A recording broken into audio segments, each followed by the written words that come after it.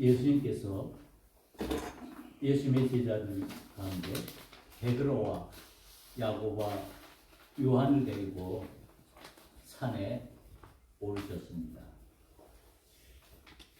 그 산에 올랐을 때 예수님께서 엘리야와 모세가 하늘에서 내려와 그곳에서 예수님과 함께 대화를 하셨습니다. 그 대화하는 그 모습을 본 그 제자들은 예수님에게 여기가 좋사오니 여기에 초막셋을 짓고 우리가 여기서 평생 살았으면 좋겠습니다 라고 말을 합니다. 하는 예수님께서 놀라운 영의 세계를 제자들에게 보여주신 것이지요. 그때 예수님께서는 그 제자들에게 여기 있는 것이 아니라 이제 우리가 산을 내려가야 한다라고 말씀하고 있습니다. 즉 우리의 삶으로 되돌아간다는 것이죠. 그 현실의 삶에는 많은 아픔과 고통과 고난이 있는 그런 삶인 것입니다. 오늘 마가복음 9장 14절에서 29절에 있는 말씀은 이런 변화산에서의 그 예수님의 모습을 나타낸 이후에 나타난 예수님의 기적의 이야기입니다. 즉 귀신 들린 아이를 고치시는 예수님의 기적의 이야기가 기록되어 있습니다. 예수님께서 그 베드로와 그리고 야고보와 요한의 제자를 데리고 산에서 내려왔을 때 다른 제자들이 서기관들과 변론하고 있었습니다. 즉 다툼을 하고 있다는 것이지요. 그래서 예수님께서는 궁금해서 그들에게 물었습니다. 너희가 무엇을 그들과 변론하느냐라고 제자들에게 묻습니다.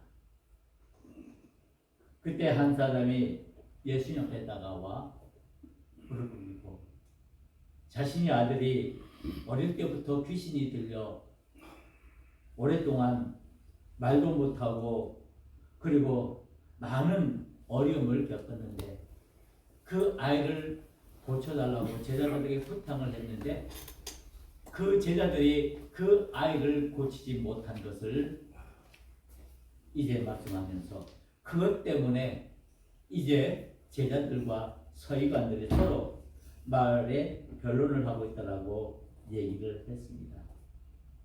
그러면서 이 귀신 들린 아이의 아버지가 예수님에게 자신의 아들을 고쳐줄 것을 요청합니다.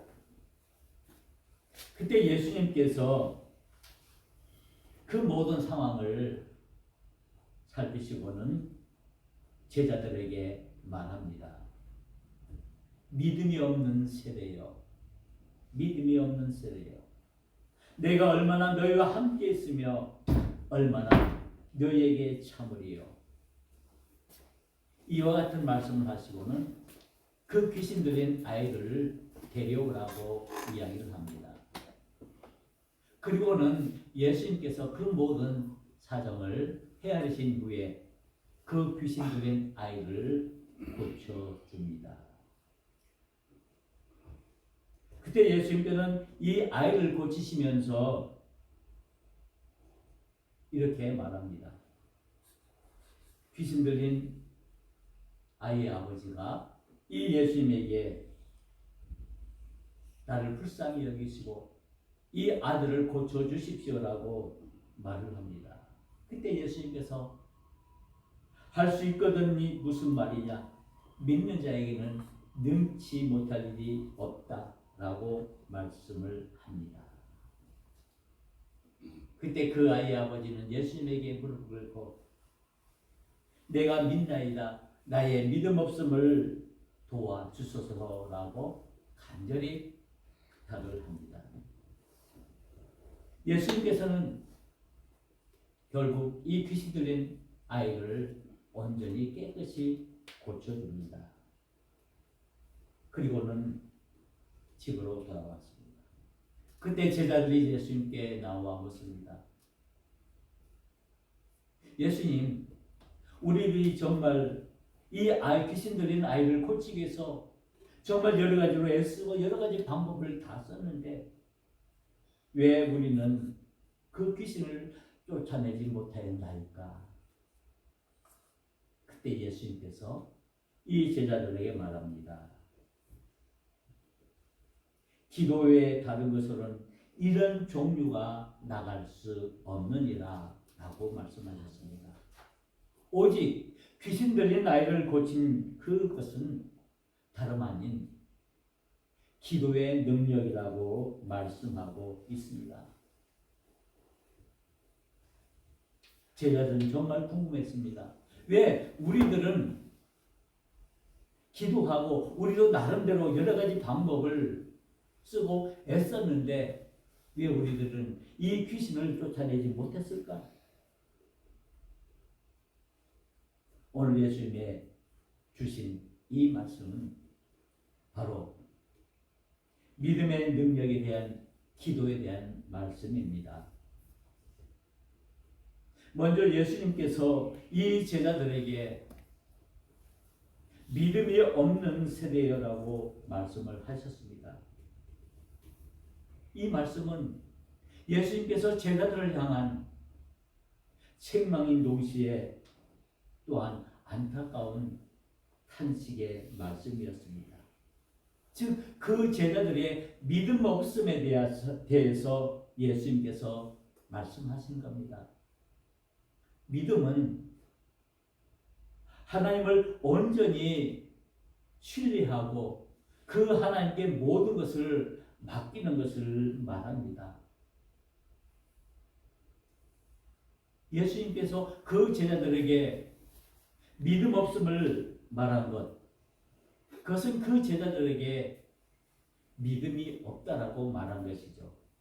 그런데 사실 이 제자들에게 믿음이 없었을까요? 이 예수님의 제자들은 예수님을 따르기 위해서 자신의 모든 것을 포기하고 예수님을 위해서 모든 것을 바치겠다고 나선 믿음의 사람들이었습니다. 그런데 왜 예수님께서 이 제자들을 향해서 믿음이 없는 세대여라고 말씀하고 있을까요? 왜 믿음이 없다고 말씀하고 있을까요? 여러분 궁금하지 않습니까? 예수님이 그 제자들을 보시기에는 그 제자들이 외적으로 겉으로는 믿음이 있고 믿음이 정말 좋아서 예수님을 따라서 모든 것을 버리고 예수님을 따르는 것 같지만 예수님은 그들의 실상을 보고 있는 것입니다. 그 제자들의 진짜 속마음을 그들의 삶의 내부를 온전히 바라보고 있다라는 말씀입니다. 우리는 잘 알고 있듯이 믿음은 우리의 모든 것을 하나님께 온전히 맡기고 하나님의 인도하심에 순종한 것입니다. 우리는 믿음의 사람들로 부름을 받는 사람들입니다. 그렇다면 나는 과연 하나님을 온전히 믿고 하나님께 나의 모든 것을 온전히 의지하고 의리하고 하나님의 말씀에 순종하고 있는가? 나는 이렇게 교회에 열심히 출석하고 또 교회를 위해서 열심히 봉사하고 헌신하고 교회를 위해서 내 모든 것을 바치려고 애쓰고 노력하고 수고하는데 과연 그 모습이 나에게 있어서 믿음과 어떤 관계가 있는가? 예수님께서 제자들에게 너의 믿음 없음을 얘기하고 있다라고 한다면 오늘 우리들에게도 이 말씀을 적용시켜 본다면은 우리는 과연 우리의 믿음을 가지고 있는지, 어쩌면 예수님께서 우리를 향해서 믿음이 없는 세대여라고 말씀하시지 않겠습니까? 믿음은 온전히 하나님을 의지하는 것, 내 상황에, 내 어떤 일의 문제가 아니고 온전히 나의 모든 것을 하나님께 맡기는 것을 말합니다. 즉 하나님이 우리를 이끄시는 그 삶을 우리가 믿는 것을 말합니다. 과연 나는 하나님의 인도하심을 믿고 있는가? 나는 하나님의 역사하심을 믿고 있는가? 예수님은 마태복음 17장 20절을 통해서 이렇게 말씀하고 있습니다. 너희에게 믿음이 겨자씨 하나만큼만 있어도 이 산을 명하여 여기서 저기나 옮겨지라 하면 옮겨질 것이요 또 너희가 못할 것이 없느니라라고 말씀하고 있습니다. 우리에게 겨자씨만한 그 조그만한 믿음이 있기만 한다면 우리가 못할 것이 없다라는 말씀입니다. 심지어 여기 있는 산이 저기로 옮겨지라 하여도 그 믿음에 의해서 그 산이 옮겨진다라는 말씀입니다. 즉 믿음에 관한 말씀입니다. 제자들이 그 귀신 들린 아이를 고치기 위해서 백방으로 애쓰고 노력했지만 그들이 그 아이를 귀신 들린 아이를 고치지 못한 이유는 바로 그들이 하나님을 온전히 의지하고 하나님의 능력을 믿는 그 믿음이 없음이었기 때문이었습니다. 그래서 예수님께서는 그 제자들을 향해서 믿음이 없는 세대라고 말씀하고 있습니다. 그들의 실상, 그들의 겉으로는 믿음 있는 것 같고 믿음이 충만한 것 같고 믿음이 넘치는 것 같지만은 그들의 실제의 모습에는 그 믿음의 능력이 없었기에 예수님께서는 그들을 향해서 믿음이 없는 세대라고 말씀하고 있고 그리고 더 나아가 우리들에게 겨자씨 하나만한 믿음이 우리에게 있어지기를 요구하고 있다는 말씀입니다. 믿음은 구원의 문을 여는 열쇠입니다. 우리를 구원으로 인도하는 그 열쇠가 바로 믿음이라는 사실입니다. 또한 이 믿음이야말로 우리가 이 세상을 능히 이겨낼 수 있는 힘이 되는 것입니다. 그래서 이 믿음이 우리에게 위로를 주고 우리에게 격려를 주고 우리에게 힘을 준다는 말씀입니다. 요한일서 5장 4절에 보면 무릇 하나님께로부터 난 자마다 세상을 이기느니라. 세상을 이기는 승리는 이것이니 우리의 믿음입니다. 이 세상을 이기는 그것이 바로 우리의 믿음이라고 말씀하고 있습니다. 그 믿음은 외적으로 믿음이 있는 척 하는 그런 외형적인 형식적인 믿음이 아니라 진정으로 하나님을 나의 하나님으로 믿고 그 하나님께 나의 모든 것을 맡기고 의지하는 참된 신뢰의 믿음을 말하는 것입니다. 이 믿음이야말로 이 세상을 이길 수 있고 그리고 모든 것을 능히 할 수 있는 것이 된다라는 말씀입니다. 오늘 예수님께서 제자를 향해서 믿음이 없는 세대라고 말씀하신 그 이유는 과연 무엇일까요? 과연 우리의 삶의 모습, 우리의 믿음의 모습은 과연 어떤 모습일까요? 나는 과연 온전한 믿음을 가지고 하나님을 온전히 신뢰하고 하나님을 따르고 있는지 나의 신앙의 모습을 돌아봐야 한다는 말씀입니다. 오늘 예수님께서 오늘 이 마가복음 9장에 있는 말씀을 통해서 저와 여러분들에게 묻습니다. 너가 정말 믿음의 사람이라면 온전히 나를 신뢰하고 나를 의지하는가? 지금 내가 어떤 상황에 있든지 그 상황이 고통의 자리고 질병의 자리고 가난의 자리고 아픔의 자리고 상처의 자리라 할지라도 그것과 상관없이 오로지 하나님의 살아계심을 믿고 하나님께 모든 것을 의지하고 맡기는 믿음이 있는가? 온전한 믿음이 있는가? 진정한 믿음이 있는가를 우리에게 묻고 있는 것입니다.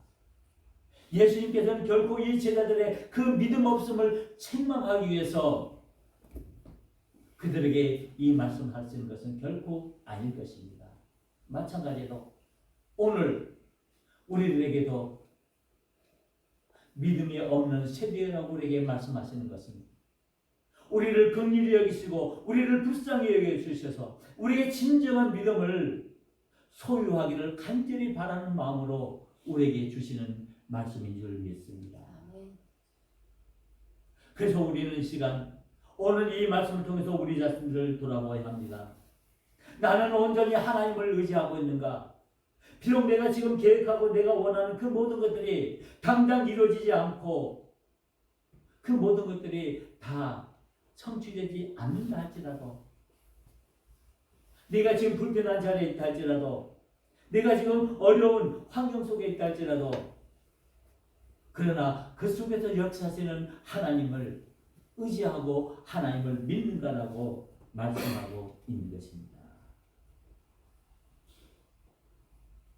우리는 믿음의 사람들로 택함을 받은 사람들입니다. 하나님께서 저와 여러분들에게 이 믿음을 선물로 주셔서 이 선물로 하여금 우리 앞에는 모든 어려움들을, 고난들을 이겨낼 수 있도록, 승리할 수 있도록 우리를 이끄신다는 사실입니다. 이 사실을 분명히 믿고 온전히 하나님의 말씀에 순종하며 나아가는 것이 참된 믿음의 삶인 것입니다. 이 믿음에는 능력이 있습니다. 오늘 이 마가복음에 있는 본문의 말씀은 믿음의 능력에 대해서 말씀하고 있습니다. 예수님께서 귀신 들린 아이를 고치신 것은 바로 하나님의 능력입니다. 그 능력은 바로 믿음에서 나오는 것임을 말씀하고 있습니다. 그래서 오늘 말씀을 통해서 모든 것을 할 수 있는 하나님의 능력을 말씀하고 있습니다. 믿음이 없는 세대요. 할 수 있거든이 무슨 말이냐? 믿는 자에게는 능히 하지 못할 일이 없느니라. 즉 믿음은 모든 것들을 할 수 있는 능력을 우리에게 주신다는 사실입니다. 이 능력을 믿는 것이 우리의 참된 믿음인 줄 믿습니다.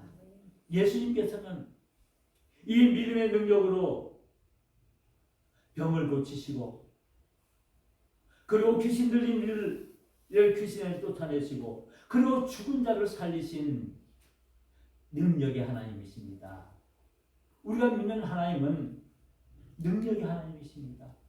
그 능력의 하나님께서 우리에게 은혜를 베푸시고 우리를 이끌어 주신다는 말씀입니다.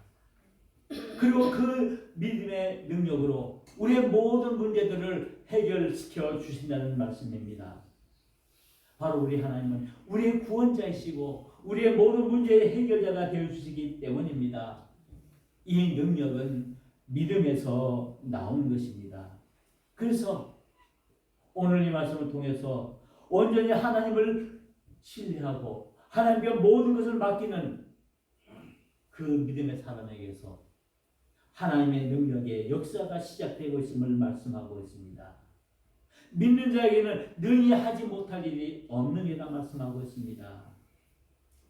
빌립보서 4장 13절에 이렇게 말씀합니다. 내게 능력 주시는 자 안에서 내가 모든 것을 할 수 있느니라.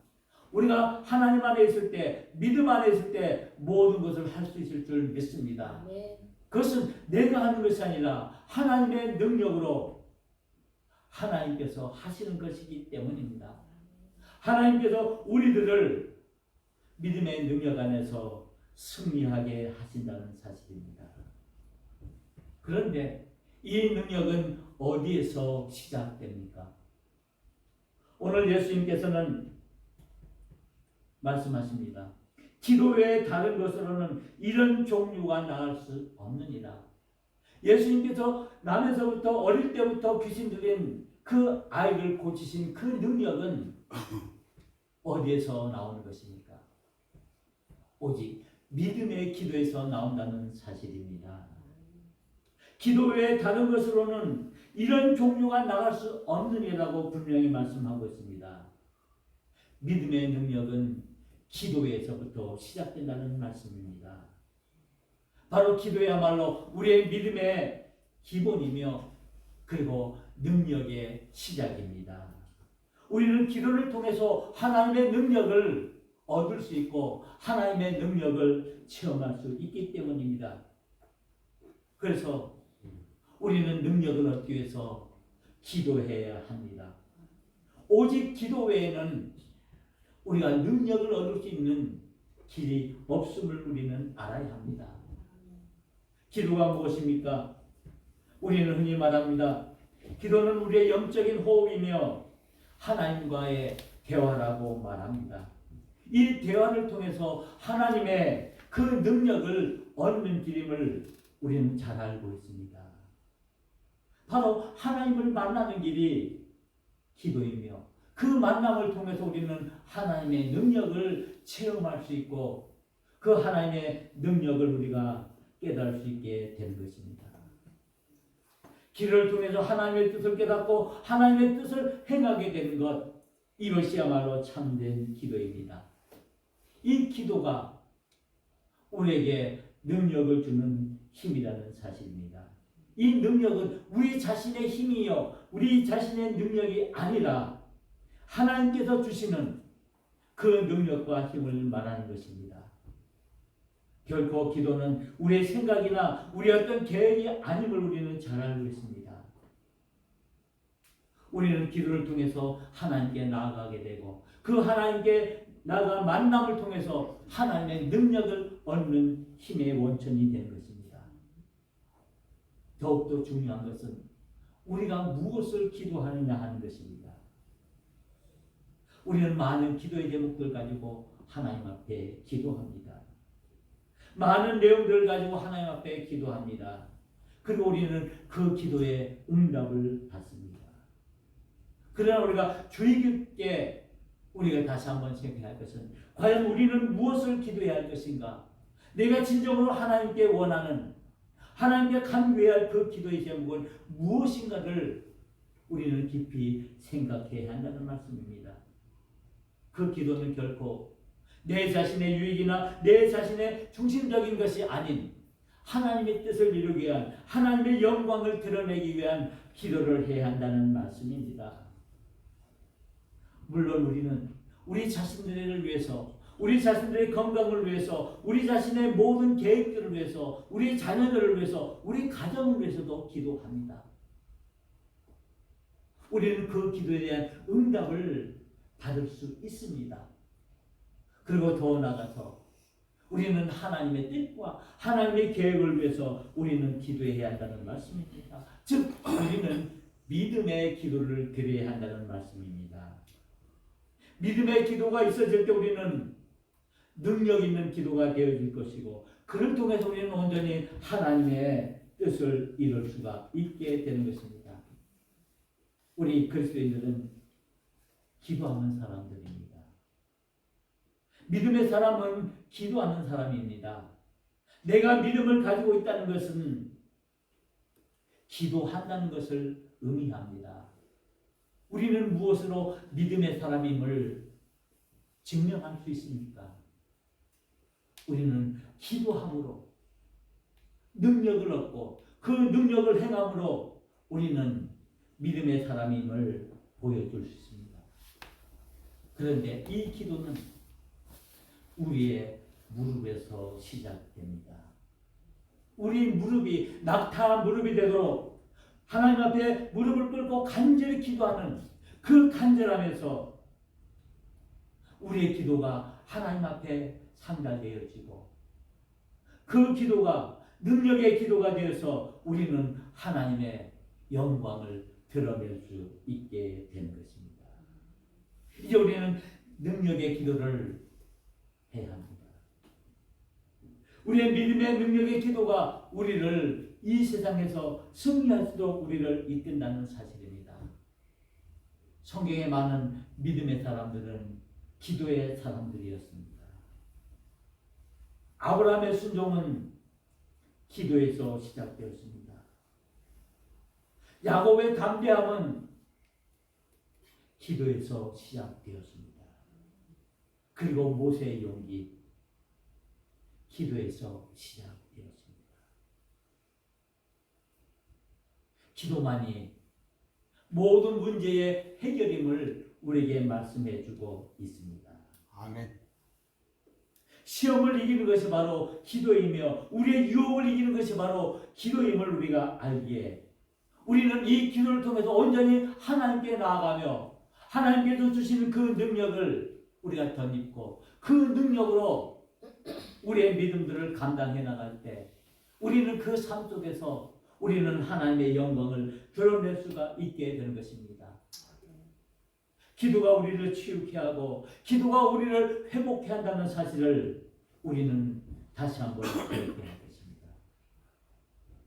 이제 우리는 기도함으로 하나님을 만나야 합니다. 그러면 그 기도를 통해서 하나님의 능력을 체험해야 합니다. 그리고 그 기도를 통해서 하나님의 영광을 드러내야 합니다. 오늘 우리 예수님은 우리에게 말씀하십니다. 오직 기도 외에는 오직 기도만이 하나님의 능력을 드러낼 수 있다라고 말씀하고 있습니다. 기도 외에 다른 것으로는 이런 종류가 나갈 수 없느니라고 말씀하고 있습니다. 예수님께서 그 귀신 들린 아이를 고치신 것은 믿음의 능력입니다. 그 믿음의 능력은 기도에서 나온다는 사실을 우리에게 말씀하고 있습니다. 우리는 여러 가지 기도를 드릴 수가 있습니다. 우리의 자신의 개인의 문제를 가지고 하나님 앞에 간절히 기도할 수도 있습니다. 더 귀한 기도는 다른 일을 위해서 기도하는 중보의 기도입니다. 예수님의 기도는 예수님의 자신을 위한 기도를 넘어 우리들을 위한 중보의 기도임을 우리는 잘 알고 있습니다. 그러기에 우리 또한 이 예수님의 기도를 본받아 우리 또한 중보의 기도를 하기를 원합니다. 어려움에 처해 있는 사람을 위해서 기도하고 위로가 필요한 사람을 위해서 기도하고 치유가 필요한 사람을 위해서 우리가 함께 기도해지는 그 중보의 기도를 드려야 합니다. 그래서 그 기도를 통해서 우리 개인의 믿음이 성장할 뿐 아니라 우리 교회가 더욱더 믿음으로 성장하고 그리고 내가 속해 있는 이 공동체가 더욱더 믿음으로 풍성해지고 이 나라와 이 민족이 하나님 은혜 가운데 거하게 되는 것입니다. 우리가 드려지는 그 기도를 통해서 하나님의 응답이 나타날 줄 믿습니다. 이제 우리 교회는 이제 기도하는 교회가 되어야 합니다. 우리가 믿음의 사람으로 택함을 받았다는 것은 이제 우리가 기도의 사람으로 택함을 받고 우리 자신과 우리의 이웃들을 위해서 기도하는 능력의 사람으로 우리가 부름을 받았다는 사실을 기억하시면서 이제 우리는 하나님 앞에 무릎을 꿇어야 합니다. 그리고 하나님 앞에 우리 자신의 모든 것을 내어놓고 하나님 앞에 기도해야 합니다. 나의 약함, 나의 부족함을 온전히 하나님 앞에 내어놓고 기도해야 합니다. 오늘 이 마가복음을 통해서 우리에게 기도의 제목을 이야기하고 있습니다. 내가 믿나이다. 나의 믿음 없는 것을 도와주소서. 이 귀신 들린 아이의 아버지의 그 간절한 기도가 오늘 우리의 기도가 되어야 한다는 말씀입니다. 아멘. 내가 믿나이다. 나의 믿음 없는 것을 도와주셔서 우리의 연약함과 부족함을 온전히 우리 주님 앞에 내어놓고 기도할 때 하나님께서는 우리의 기도에 대한 응답을 주실 줄 믿습니다. 아멘. 이제 앞으로 우리 교회가 정말 기도하는 교회가 되기를 원합니다. 앞으로 우리 교회에 중보 기도하는 많은 사람들이 나타나기를 바랍니다. 우리가 이 중보 기도를 통해서 우리 믿음의 삶이 더욱더 풍성해지고 우리 교회가 더욱더 은혜 가운데 거할 수 있는 귀한 은혜가 있기를 위해서 우리가 함께 기도해야겠습니다. 하나님의 능력은 기도를 통해서 나타납니다. 아멘. 믿음의 기도를 드리는 그리스도인들이 되어야 합니다. 기도 외에 다른 것으로는 하나님의 능력이 나갈 수가 없음을 우리는 기억해야 합니다. 기도하는 사람은 믿음의 사람입니다. 나를 불쌍히 여기소서, 나로 하여금 믿음의 기도하게 하옵소서라고 간절히 기도함으로 하나님의 기도의 능력을 체험하는 저와 여러분들이 되기를 주님의 이름으로 간절히 축원합니다. 기도하시겠습니다. 은혜로우신 하나님,